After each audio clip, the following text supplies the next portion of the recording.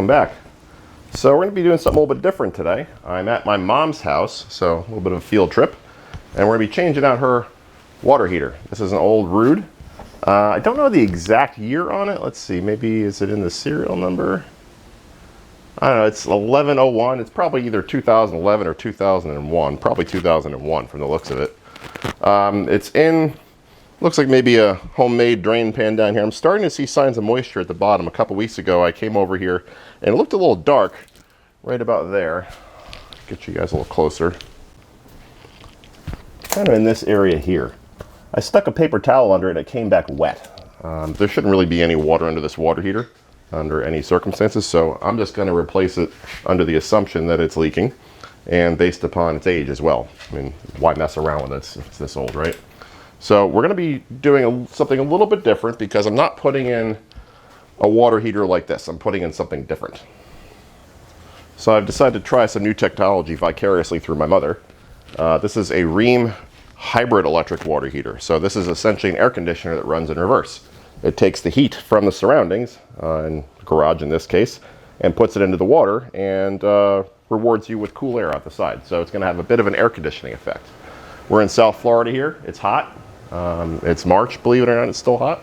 So I'm sure some cool air would be welcome here. So the first step to doing this is to drain that little bad boy there. So to do that, I normally keep around a section of garden hose. You know, doesn't have to be fancy, some old garden hose fragments you have around. And I'll just drain it out down the driveway.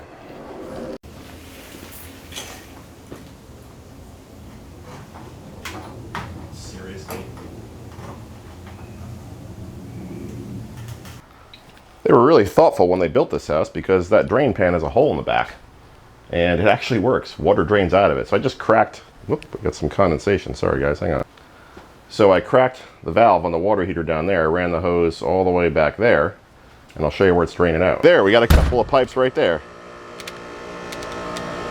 Come on, focus. There we go. So we got a working drain. That's awesome. So rare down here. Water there. I just wanted to see where it went. I wanted to make sure, one, it was clear, and two, I wanted to know where it came out. I just want to make sure it wasn't just a hole in the ground. So we have a working drain. That's perfect. So now I'm going to set up some pipe and just, like I said, run this down the driveway.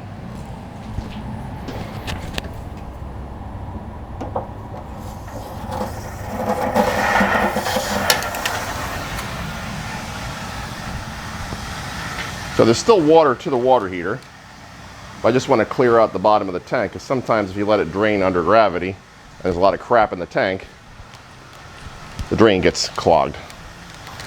Doesn't appear to be happening here though. We got some crap coming out, but not a whole lot. Definitely some sediment in there. We'll let that run for a minute. Okay, I'm done letting the water run out. Now it's time to shut the water off the water heater. I'm gonna just turn this globe valve and hope it works. Probably doesn't.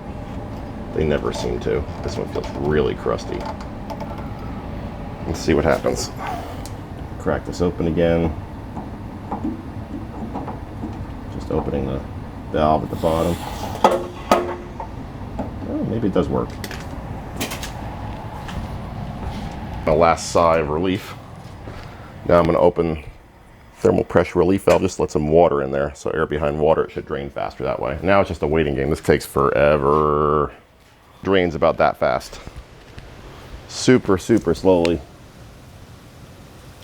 A lot of junk coming out though. Didn't mention this before, but I will now. If you were saving this water here and you're just taking it out to move it or get something behind it, you want to shut the power off first, obviously, because the main reason for that is that if the water level inside the water heater gets below the elements, you'll burn the elements out instantly. So we know we have power here. I think we do. So let's kill the breaker that is labeled water heater and confirm it is now dead. So it should be a double pole 30 in the panel. I've killed one of the two double pole 30s. Let's see if we still have juice. We do. Fantastic. Let's try the next one. Let's try that one.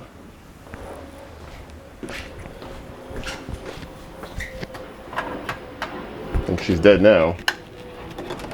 Yep, nobody's home. let's talk about a couple things while we're waiting for this thing to drain.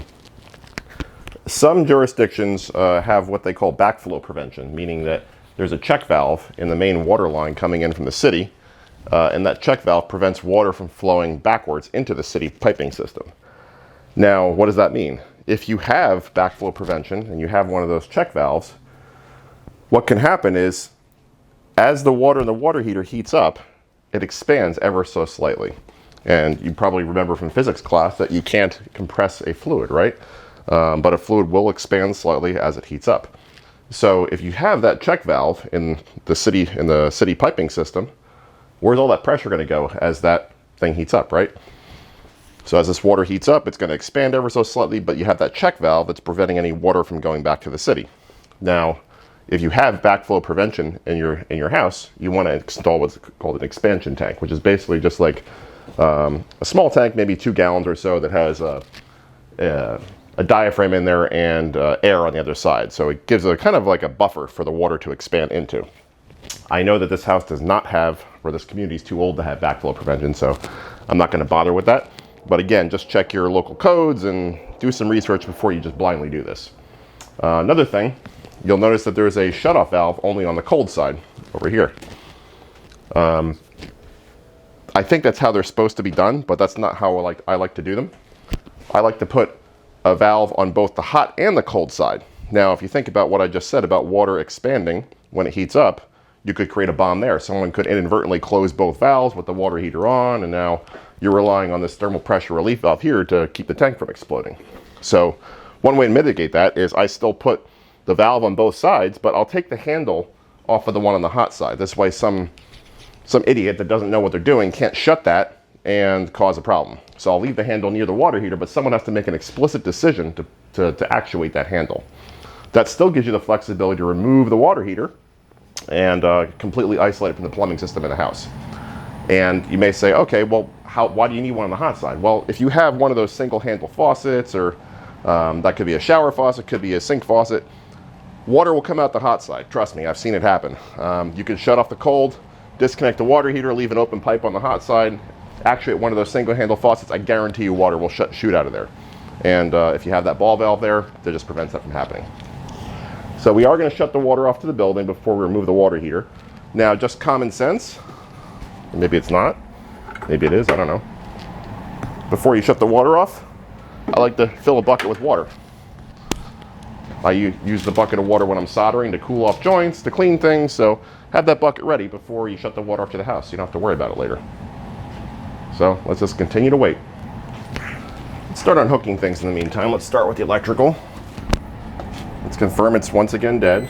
If you guys need links to any of these tools, I'll leave links in the description. So we are dead, and we are safe. So there's an electrical box on the top here. Just undoing the screws for that. I'm not sure if I'm going to reuse this electrical wiring or not yet. Might replace it at a later date. It's easy to do.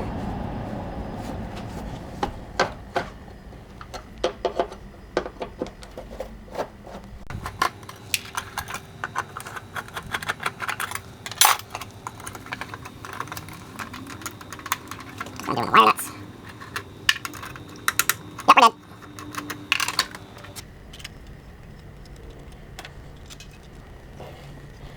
The electrical service dangle aside from it. Now let's undo, yes, all the piping to the water heater, so that way it is empty, we're ready to go. So grab a couple wrenches.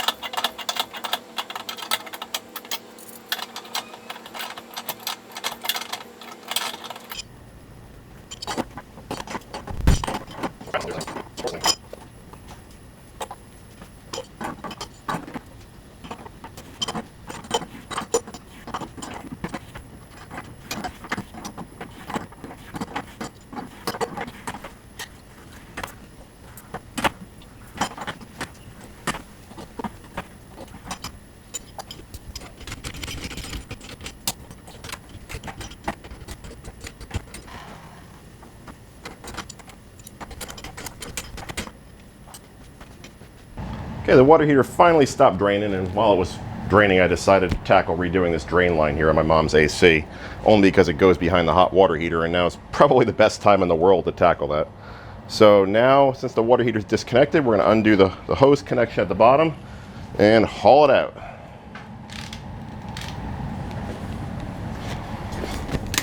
Hopefully it's a lot lighter now.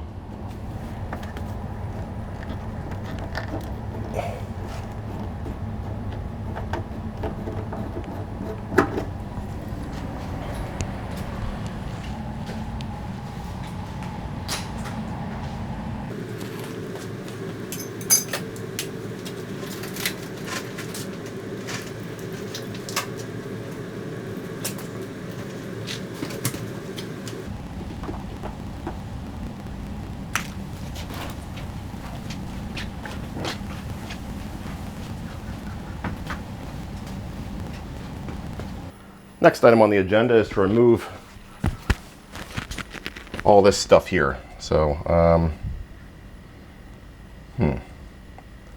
yeah, we'll remove this. Yeah, we're just gonna leave the copper sticking out the wall. I think that's what we're gonna do. Use a MAP gas torch. Got a fireproof cloth up here.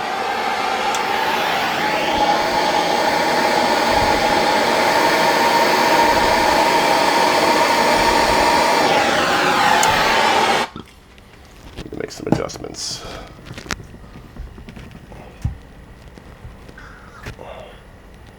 Let me get some thumbtacks or something just to stake this to the wall. Oh, I got a drywall screw. Maybe this will work.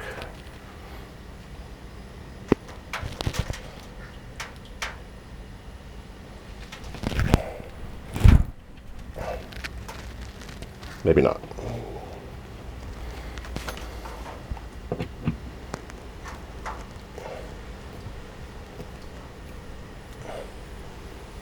There we go. Molto bene, as they say in Italian, right?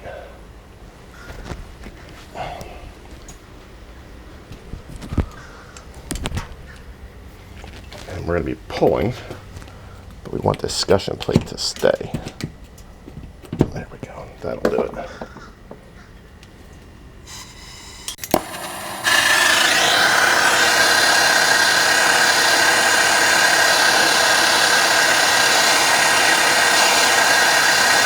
A little water in there.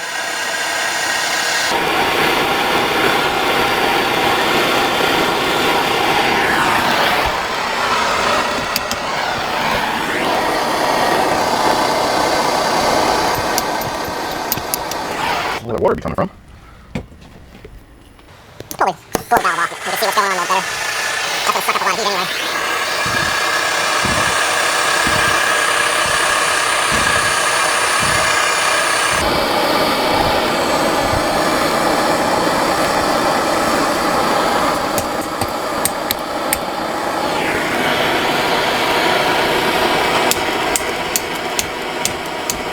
There she goes.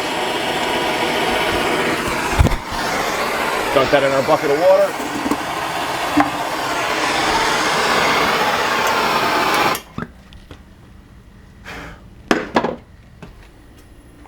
Not a drop of water to be found, so I'm not really sure what's going on there. All right, yeah, let's get that Street 90 off.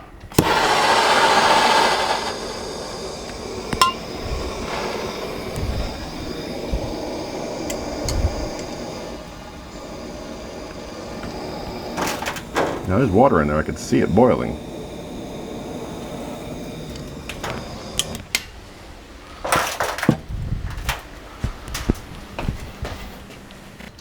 Let's try our wet dry vac and see if that helps. Suck the water out of the pipe.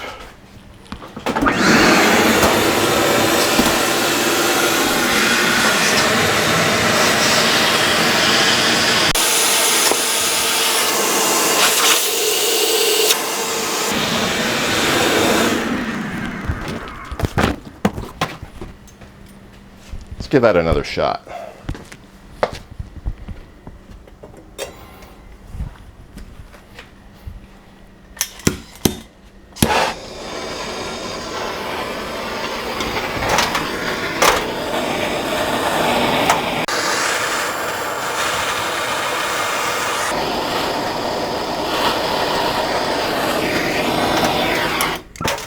Still got water. Okay, I think I got all the water out now. There's a bit of an air pocket in the lines. I just opened all the lines in the house and blew on the pipe a bit with my mouth to get the remaining water out. I think we're good this time. So let's give it one final go. The street 90 should cover it all.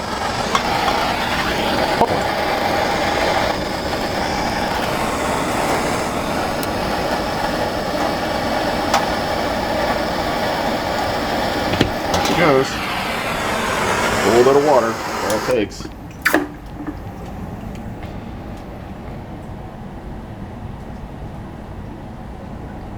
Didn't mess up the wall too badly, right? Now we gotta do the same thing on the hot side. I'll spare you guys the pain on there. All right, so we're all done. We got everything out of the way. Now I think we're ready to get the new water heater over here and just kind of set it on that pan and see how everything is gonna plumb out.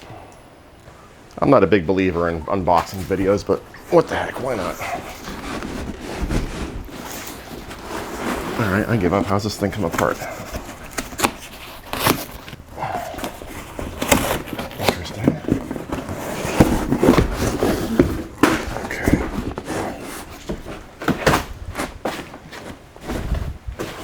Looks like you have to kind of unfold the top and bottom sides. Interesting design.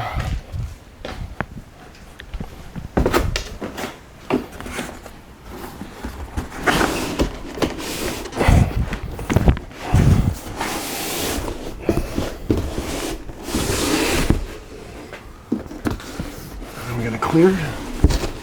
Oh, I might have to break the box and cut the box.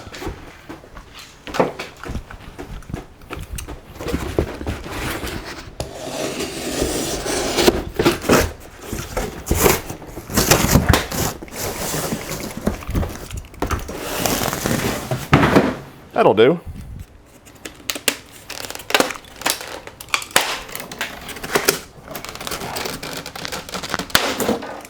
Pretty durable packaging. Nice job, Rheem.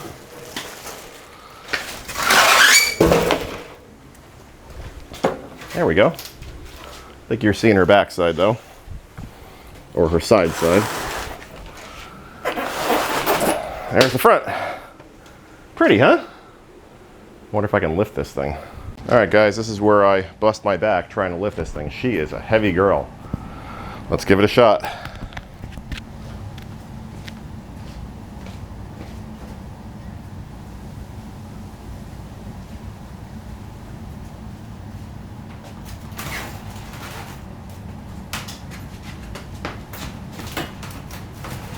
Oh boy. She's really heavy.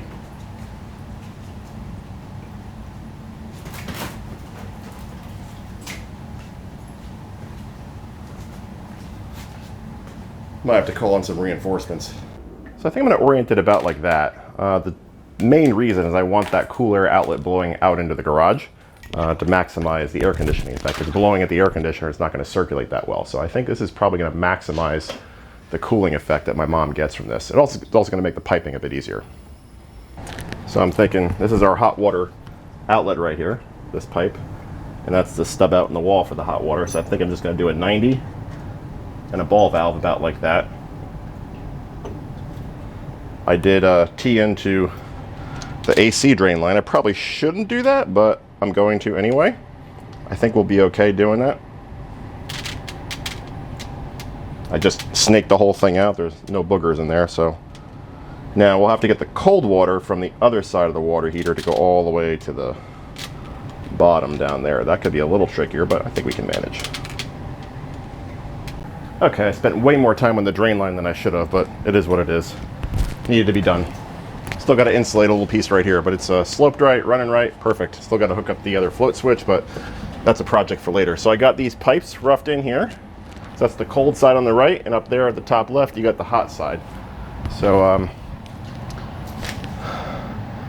I think, yeah, I'm going to solder those not on the wall because it's silly to do that and artificially constrain myself. So I'm going to get those down on the concrete slab and solder those.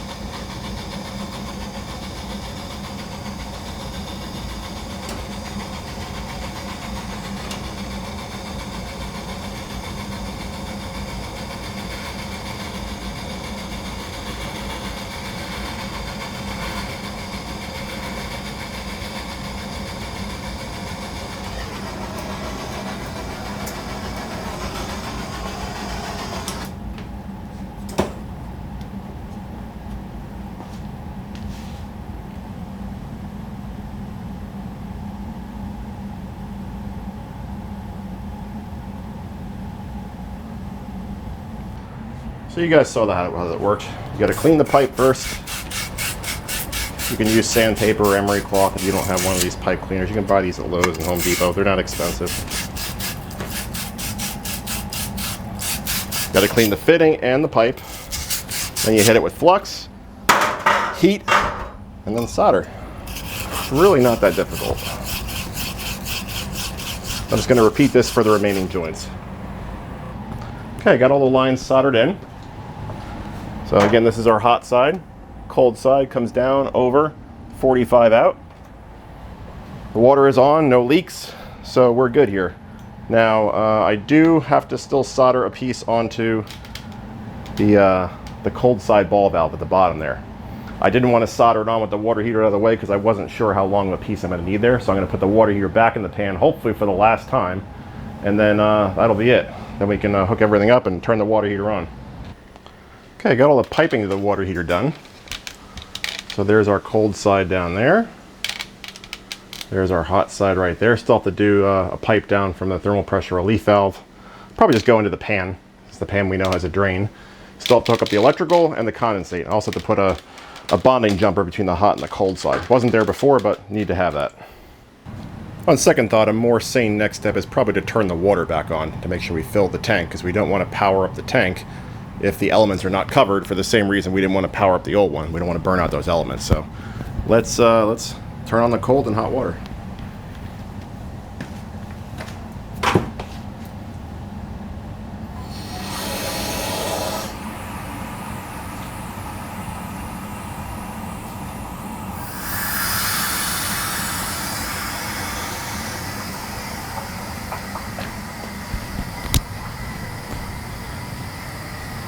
I opened the thermal pressure relief valve just to let the air out of the tank, just so we don't build up don't turn it into a compressed air tank.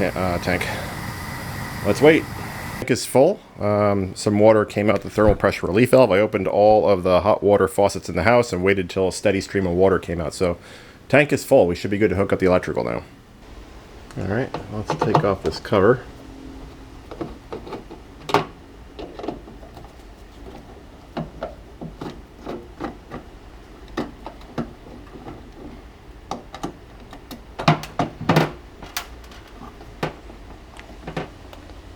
There we go, so that comes out like that. We should have some wires in here. Oh, lots of wires. Okay. Got that wire. Got that wire. And we have a ground somewhere. Where is that going? Is that already grounded to something? Can't really tell. Thing's so darn tall. Yeah, the ground is already hooked up, so we're good there. So what are these guys for? I don't have to hook up high voltage to those, do I? I think I'm going to look at the manual for this one. The manual, those tiny little red and black wires go to the big red black wires on the water heater. I sure hope that they call it a CTA module. I hope that CTA module has a buck converter to step down 240 volts, otherwise we're going to have a bad day. Alright, so I got this plate hooked up here. Snip off some of these wires, kind of freshen things up a little bit.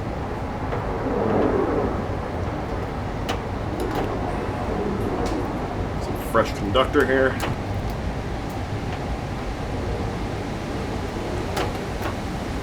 Alright, so it sounds like they want this low voltage, or I guess it's high voltage now. Let's do that.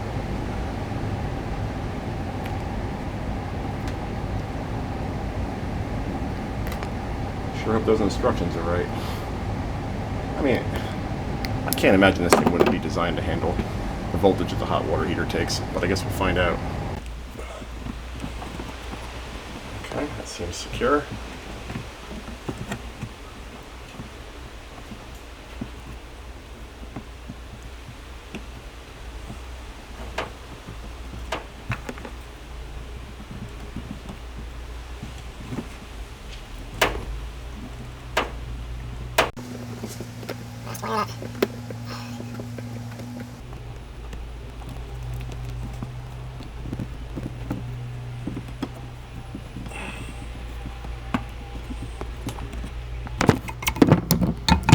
apologize. There were some tools laying on the mic. Hopefully you didn't get squashed there.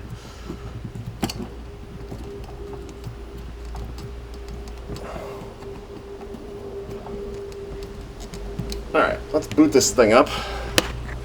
Let's boot this thing up with the cover open, just make sure everything works okay. Then we'll put her back together. Now if the magic smoke comes out, you guys will be the first to see.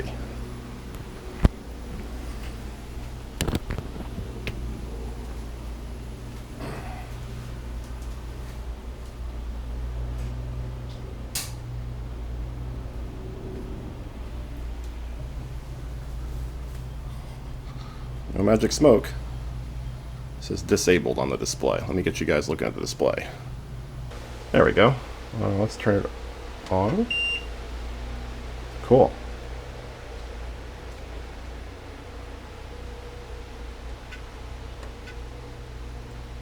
Let's do enter.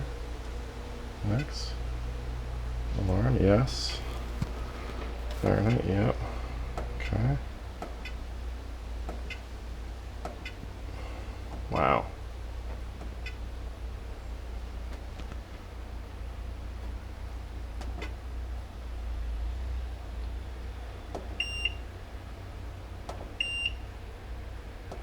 Cool, you can put it on different demands. So that's electric heat, I guess it's the backup. Vacation, energy saver, high demand, and heat pump. I guess I should turn on the fan and the refrigeration circuit. There it goes. It certainly did that.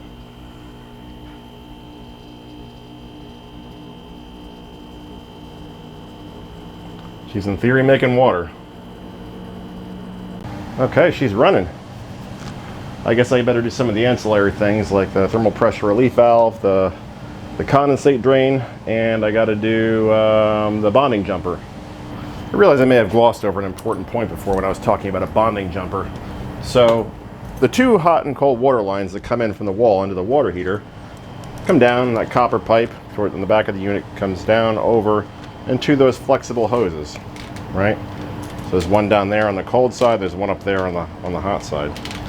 Now, the bonding jumper, because those hoses are not necessarily electrically conductive, they're not designed to be, they probably are, but they're not designed to be, code requires a bonding jumper between the hot and the cold side. And really all that amounts to is a clamp like this. You can pick these up at Lowe's or Home Depot with a wire going between them. It's that simple. And it clamps on the cold water side on the right, hot water side on the left. You just tighten these screws and it tightens down onto the pipes. I think they probably sell them on Amazon too. If I can find some, I'll leave links in the description.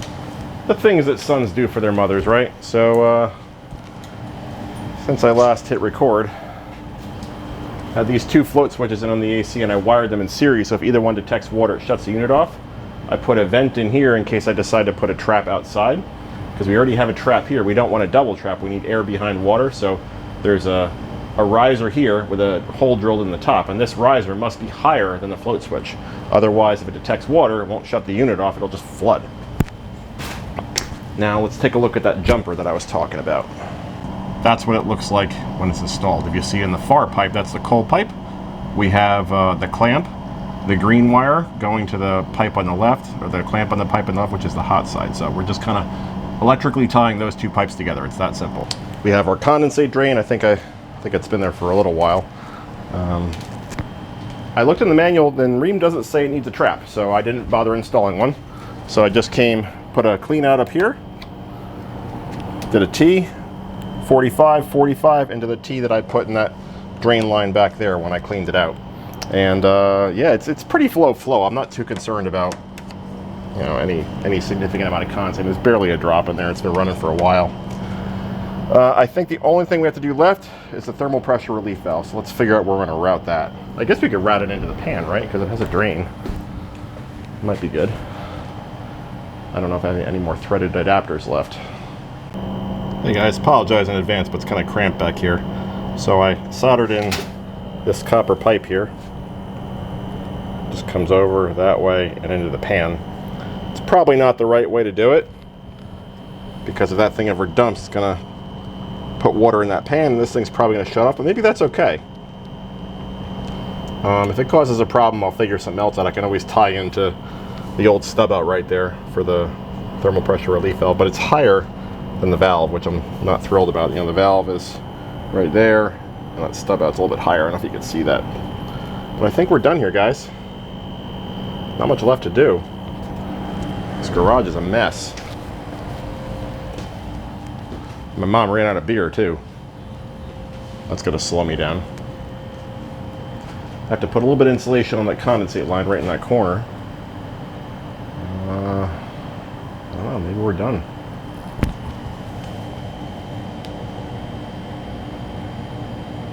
Hey guys, this is kind of what I was referring to with the ball valve on the hot side. So I just leave the nut on there and the handle on top. So if someone does need to use that valve, they can, but no one's going to be turning this valve and causing a safety issue unless they know what they're doing, hopefully. Okay, I think that's it for today. I haven't gone over any of the smart features. Maybe I'll do a follow-up video on that. I'm really beat, guys. It's 6:30. I've been here since 8 o'clock this morning doing all this stuff, and I wasn't planning on rebuilding the whole air conditioning drain line, but that's what had to happen, so that's what I did. So I think I'm going to call it quits for now. Anybody has any questions, let me know. Concerns, comments, criticisms. I'm sure you guys will have criticisms. I think it came up pretty nice. I'm happy with it. Runs well. Still have to put that insulation on there. I'll do it another time. I'm exhausted. Anyway, hope you guys found this video helpful. If you did, please subscribe. Give me that thumbs up. Stay safe, everybody. And maybe, should I do... This is a way to do the energy tracking. Maybe the app has an energy tracker. That'd be kind of cool. I'll try and do some kind of follow-up video. Tell me what you guys want to see in the comments, and I'll focus on that when I do the follow-up. Thanks, guys. Take care.